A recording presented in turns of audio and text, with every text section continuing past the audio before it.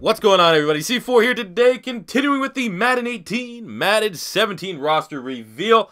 And we're going to be taking a look here today at the Super Bowl runner-up, NFC champion, Atlanta Falcons. So a very, very stacked roster. And I assume at this point, we've hit 35,000 subscribers, and we will be, if not already had the release video and showing you how to download these rosters. But if not, at 35,000 subscribers, we will be releasing these rosters. What you get in these rosters for the overalls is my opinion, Pro Football Focus, and the stats based off last season. For all teams, first 3 rounds of rookies are included. Rounds 4 to undrafted free agent. Those guys just put by name-to-name basis, guys that I really wanted in my rosters over others.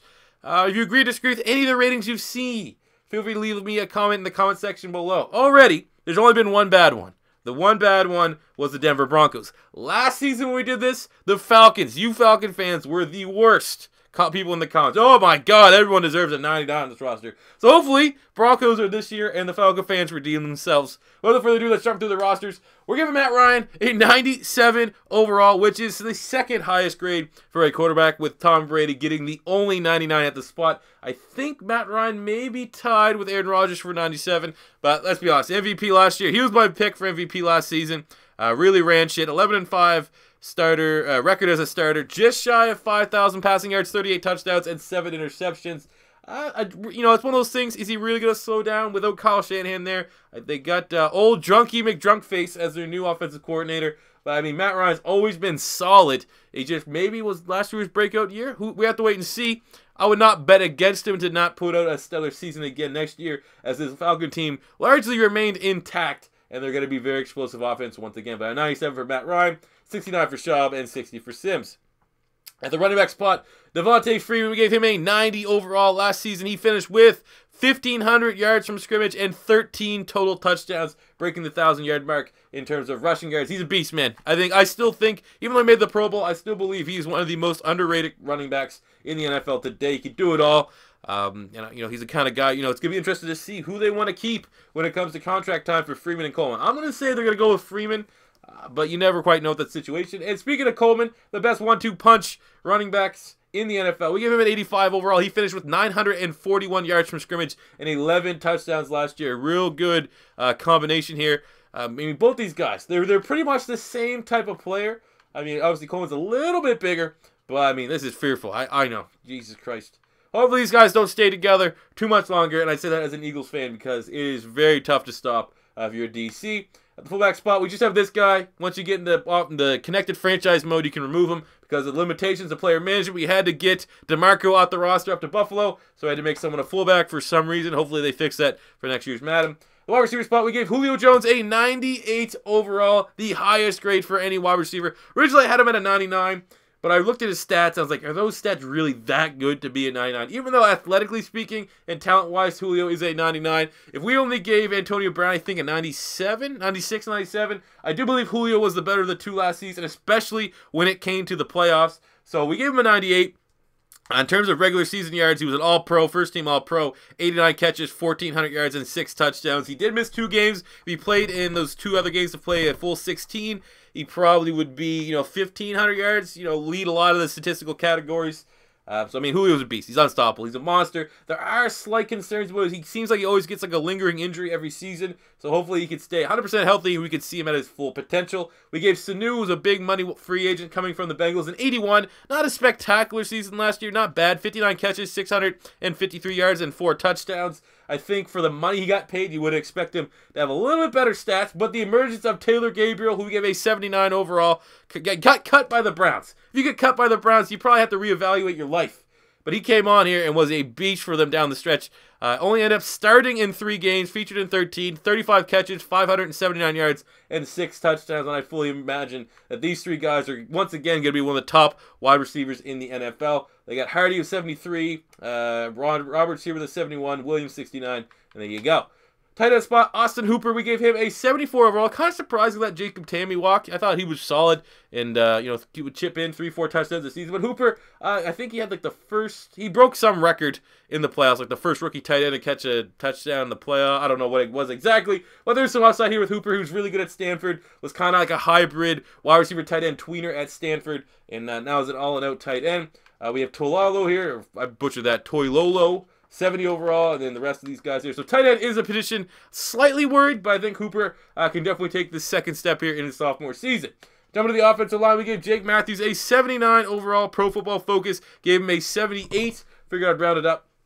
Thought he played fairly well at the left tackle spot, protecting everyone and helping the run game out. At left guard, we have Levitre, who we gave an 85 overall. Pro Football Focus gave him an 85 on the dot. At the center spot, we gave Alex Mack a 91 overall, tied with Travis Frederick of the Dallas Cowboys for the top center in the NFL. He's an absolute animal. At right guard, we have this guy. Chris Chester retired. I really thought that the Falcons would go after the offensive line, at least to try to get a guard. They decided not. So this guy here is currently penciled in as their starter. We have Hugh Thornton, who is retired, but because I'm not going to create. There's only so many rookies you can edit. And I'm not going to edit a bunch of rookies just to make numbers on this offensive line. So once you get in your connected franchise mode, you can cut Hugh Thornton and do whatever you want. But this Schweitzer is currently slated to be their starting right guard. I don't know how that's going to work out. And at right tackle, we have Ryan Schrader, who we have an 87 overall. Pro Football Focus gave him an 87 on the dot. So overall, one of the better offensive lines in the game. Looking at the defensive end spot, starting at left defensive end, we have first-round draft pick Takk McKinley, who we gave a 76 overall. Fairly generous. I think that's the same I gave Derek Barnett on my Philadelphia Eagles. Takk, very athletic playmaker, set off the edge. I don't necessarily know how well he's going to be against the run as a rookie. That's something that, usually guys, once they bulk up a little bit and get a little bit more savvy, they can come in and contribute against. But he's brought in to get some pressure on the quarterback. Definitely an area that they need to look to improve upon if they want to have any chance of returning to the Super Bowl. It can't all be one guy, so hopefully they got that in Takk McKinley. And then for the right defensive end spot, it's going to be a battle to see who gets that spot. We have Adrian Claiborne. We gave him a 79 overall. Last year, he was second on the team in sacks with 5. We have Brooks Reed, 76. They paid him decent money from the Texans. He hasn't really lived up to his expectations. And we have Rashid Hagman, 75 overall. Last season, he had 4 starts and 2 sacks. So whoever gets that starting spot, I've seen some conflicting reports.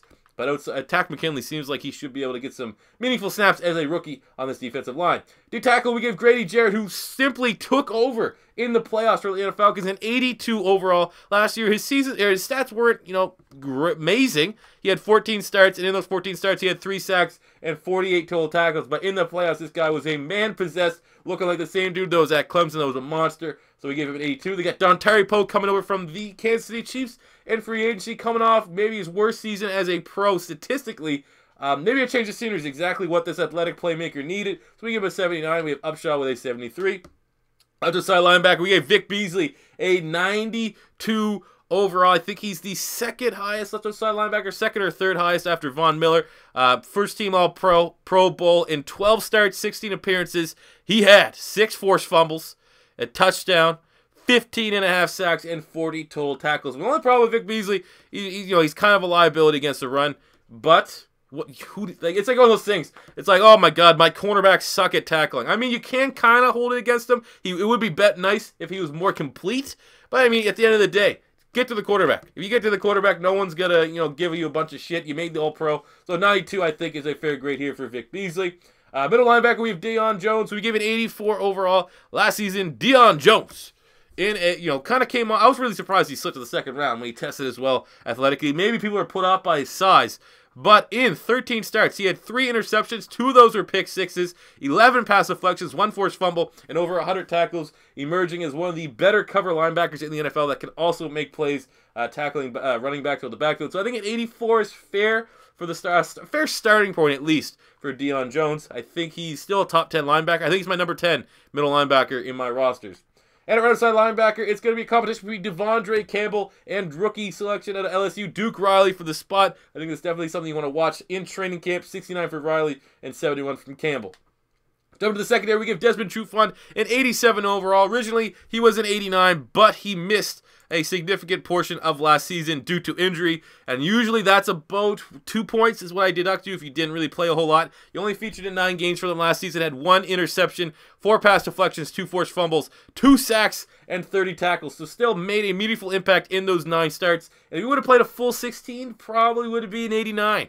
He probably would have made a Pro Bowl, maybe contender for an All-Pro. I think he is still one of the more underrated corners in the NFL. I love defensive players that come from the University of Washington. They're all studs. Much like Florida, they're studs, every one of them. So Trufant is still a beast. Alford finished, statistically, I just feel like he wasn't that good last season. Wasn't anything special, but statistically we had to give him 82 because he was put up some really, really good numbers. In 16 starts, Alfred had 2 interceptions. One of those was a pick 6, 19 pass deflections, which is some of the highest I've seen in the NFL last season, and almost 60 total tackles.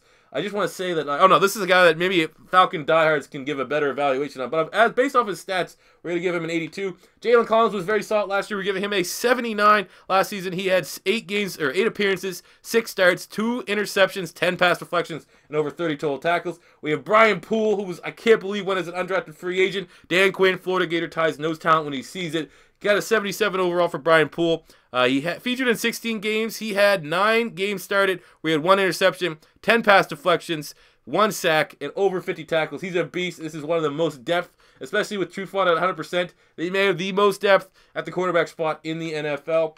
We have Ree Wilson, 71. They got DeMonte KZ, backup nickel corner. I love that selection. He was uber productive at San Diego State. So yeah, looking good. Looking good here, Atlanta. Free safety, we gave Ricardo Allen an 82 overall last season in 16 starts. He had 2 interceptions, 3 pass deflections, and 60, 70, 80, 90 total tackles, which is pretty goddamn impressive. So I've seen conflicting reports here about who plays free and who plays strong for the Atlanta Falcons. Because we're going to, once you get into your franchise mode, you can be able to switch them. So there's some sites to say he's a free safety. There's some sites to say he's a strong safety. But at that size, 5'9", 186, that's usually a free safety size. And at the strong safety spot, the beast from Florida, Keanu Neal, 83 overall. Last season, Keanu Neal had 14 starts. He had no interceptions, but he had 9 pass deflections, 5 forced fumbles, and over 100 total tackles. He is going to be Cam Chancellor 2.0. Saw it at Florida. A lot of people, in the draft community when the Falcons selected him, thought it was a bit of a reach. And I could understand that, but he was, in my opinion, along with Carl Joseph, the undisputed top safeties available in last year's draft class. And boy, did he perform like it. We have Ishmael here, who's a 76. I've heard some reports that he's going to be playing linebacker, but we'll keep him at safety for now. Kicker, we get Matt Bryant at 90, one of the highest kickers. I think he's the 3rd highest kicker. Very, very efficient, up there in age, still playing, still balling out at 41 years old. What is in the water that he and Adam Vinatieri are drinking? And at punter, we give Matt Bosher a 79. So there you go, guys. That is a sneak peek at your Atlanta Falcons Madden 18, Madden 17 rosters. As always, if we've hit 35,000 subscribers, just go find the tutorial video that would have been uploaded to go download these on Xbox One. If we haven't hit 35,000, they will be coming out very, very shortly. If you agree or disagree with any of the ratings you saw here today, feel free to leave a comment in the comment section below, not being a dickhead, and I probably will modify them a little bit. But that is for me all today. And until next time, it's C4. Sam.